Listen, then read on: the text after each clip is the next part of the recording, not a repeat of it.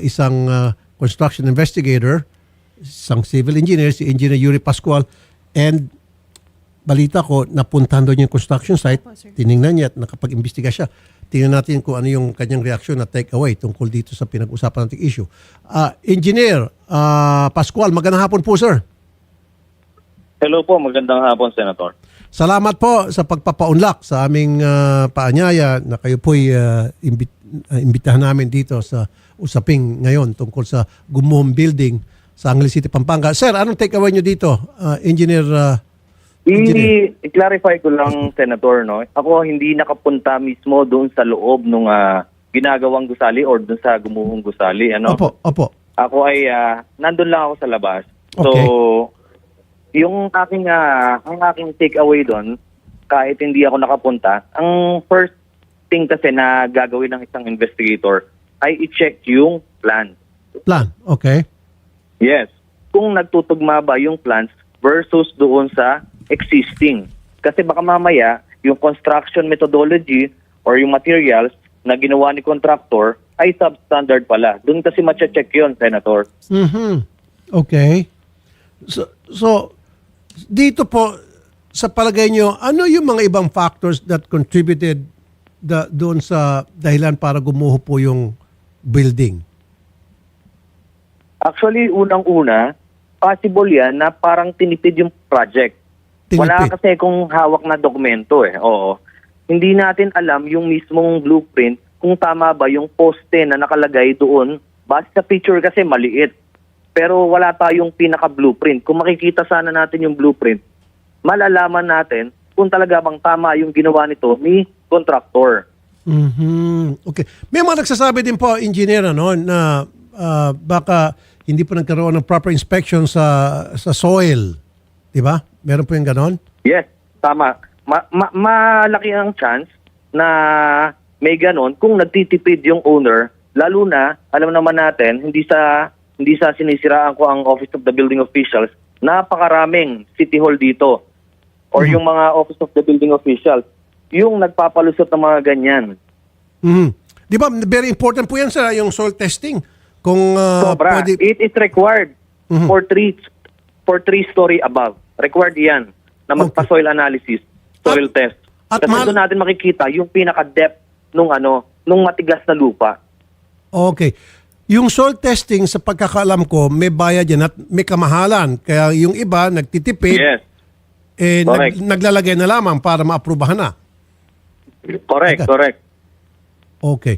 So, dalawang factors na nakikita nyo posible dito, engineer, ano? Actually, three. Actually, three. Okay, una, doon sasabi nyo po, sa soil testing, baka na-bypass o hindi ginawa ng tama. Tapos hindi pangalawa, na-analyze ng maayos. Correct. Pangalawa, yung construction. Yung sa contractor na part. Okay. Yung pong, dito ngayon, nagsalita na po yung pickup, wala rin pong lisensya yung contractor. So, he doesn't know what he's doing. In a sense. Actually, baka meron siyang experience. Madali kasing mag-hire dito sa atin eh. Alam mo kapag Senator, kapag nag-hire, ikaw ay malakas ang loob mo, dito sa atin madaling mag-hire ng may 10 to 20 years experience para makakuha or makapag-upgrade ka ng license. Dito may maipipresenta ka doon sa owner na ako meron akong na-hire na 20 years ang experience sa mga ganung bagay. Ngayon, suggestion ko lang din dito sa pickup or doon sa iyong resolution, Senator, Opo. na kapag sana magre-renew ng permit, mayor's permit, itong mga gawing requirement ang pickup, yung mga kumpanya, mga construction company. Kasi doon sigurado wala na silang lusot, hindi sila makakapag-operate kapag walang pickup. Okay. Pero sir, itong construction company o yung contractor na gumawa na building, wala raw talagang license. Sabi po ng pickup. Yes, kung wala talagang license, possible siya na mai-award pa rin sa kanya lalo na kapag nagtitipid yung may-ari. Okay, so maaring possible na alam na may-ari na walang license at kinuha pa rin kasi may experience para makatipid na rin. Kasi walang lisensya, kaya mas mura. Correct. Okay. Malaki ang chance. Now, pangatlo, sabi niyo, pangatlong factor ay tinipid yung mga materyales.